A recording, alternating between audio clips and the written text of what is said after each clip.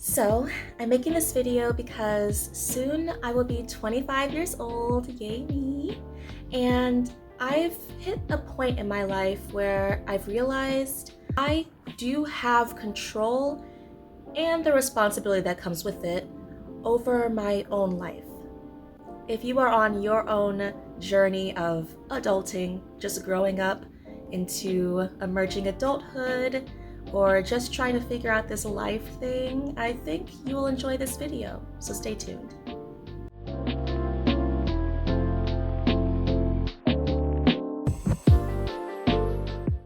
As a 20-something, I'm still figuring out who I am. What does it mean to be me? How do I want to spend my free time? Do I want to knit? Do I want to go for runs? Do I want to work on getting that hot bod and six-pack and live that hot girl lifestyle? Right now, I'm mostly just trying to find a healthier balance between doing the things I need to do to survive, like working and having enough income to pay my bills, doing the things I need to do for school, like going to my classes, getting all my work done, getting the high enough grades, because in grad school you need to have at least a B or a B plus to pass a class. As a counseling student, I have to pass the state licensure exam. I also have to pass an exam to officially graduate from my program. But also, I need to take better care of myself.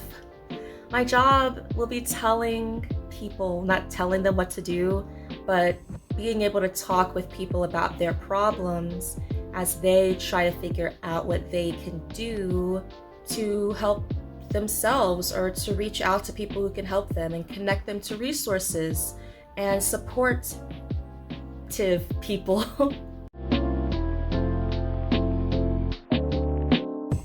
Growing up, I was a very high achiever. I had high expectations placed on me and high expectations I placed on myself. For example, even if I wasn't feeling well, I had to go to school. Side note, when I tell you how distraught I was if I didn't get perfect attendance, even though attendance is based on someone else taking me to school on time and me not getting sick. And this pressure and expectation stems from corporate culture, which expects adults, the parents, to do the same for their jobs. And if my grades started to slip due to maybe mental health issues, for example, my priority was to get my grades back up. And that child version of myself is still in here. She's still in here, and she has wounds that need tending to, and she also has a lot of joy and wonderful experiences that help me see the bright side of things from time to time when I really need it. Even as an 18-pluser, a college student, because I went to college, not everybody goes to college, so it's a whole other experience of what you deal with when you turn 18. Of course, there are people who deal with these adult responsibilities before they turn 18. I'm gonna focus on myself though, because I can really only speak for myself. So in college, I was still always rushing. I needed to have the highest grades I possibly could, but I also needed to figure out who I was. I needed to be in 5 million clubs. I needed to be in officer positions. I needed to do everything and do everything perfectly. And that's literally impossible. If you're a perfectionist and what I said just hurt your heart, listen, someone has to say it. It is impossible to be perfect because our idea of perfection will always be higher than whatever standard we were able to meet. It will always be unattainable. And it's just not healthy. I always worked 2 jobs because I couldn't work a full-time job while in school, so I had to work 2 part-time jobs. I even joined a sorority mostly to help myself not be involved in 5 million other clubs. I still did it anyway. I am a stubborn person. I know that about myself. So I met my best friend. I became way more social. I really learned the difference between being an introvert and having social anxiety in college.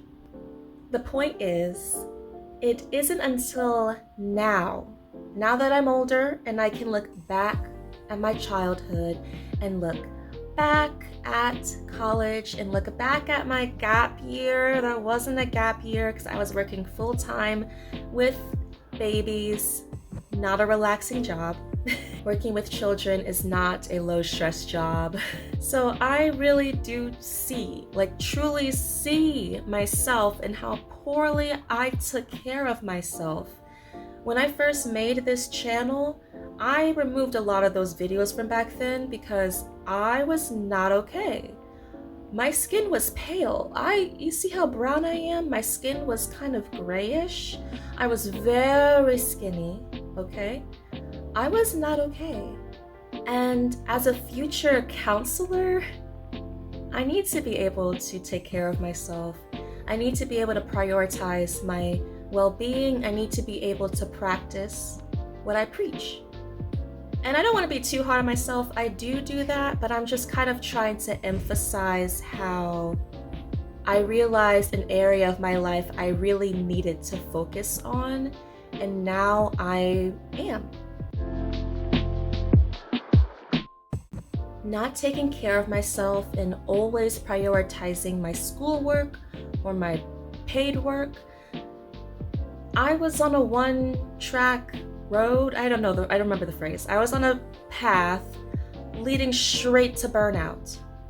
Counselor burnout is a very real phenomenon. A lot of people push through the graduate programs, and then once they graduate, they're completely exhausted. It's a lot.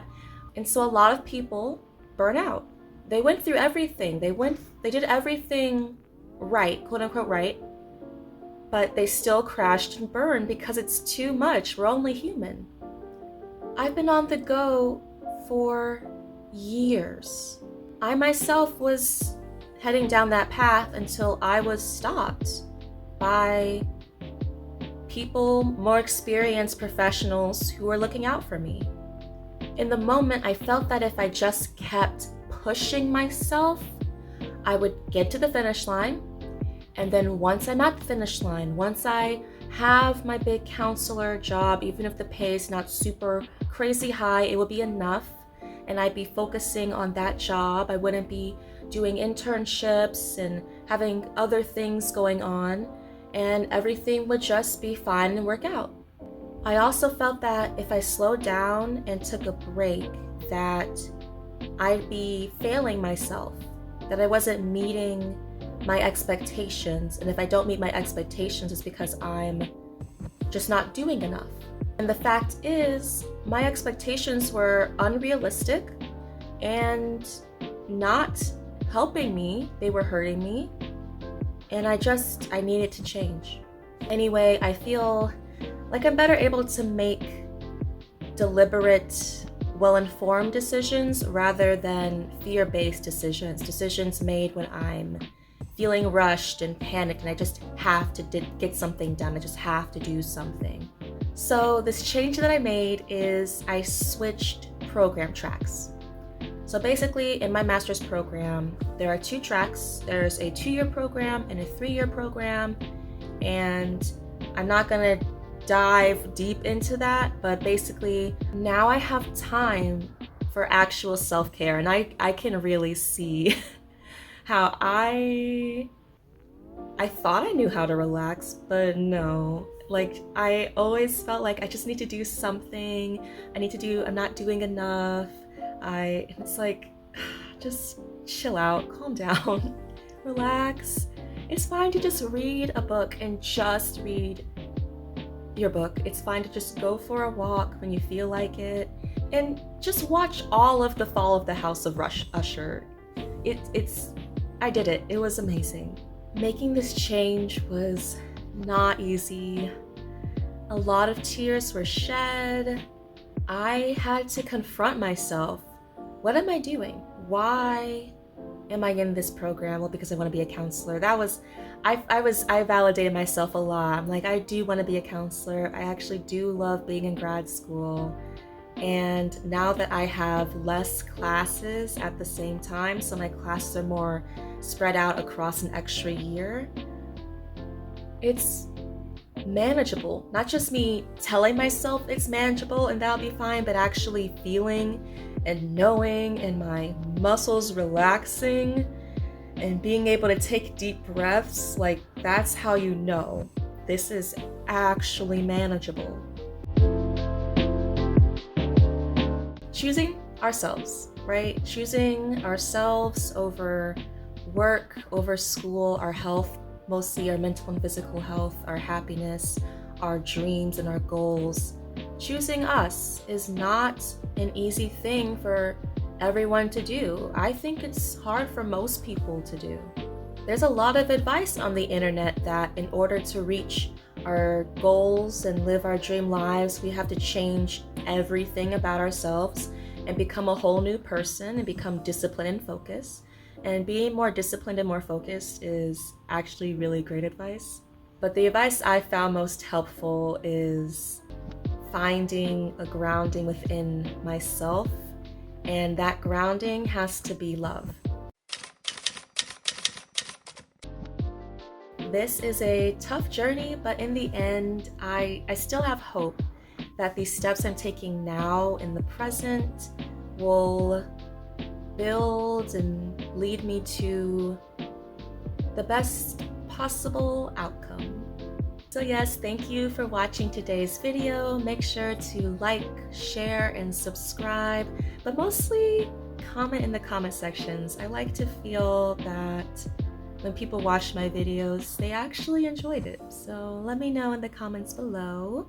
If you are also on your journey of self-discovery and exploration and building your community, then also let me know that below. Yes, so until next time, passez une excellente journée. That's right, putting that French minor to use. I met my best friend. The purpose of this video is to talk about, oh my god, my microphone's not plugged in. I'm gonna make that a blooper right there. That's a blooper.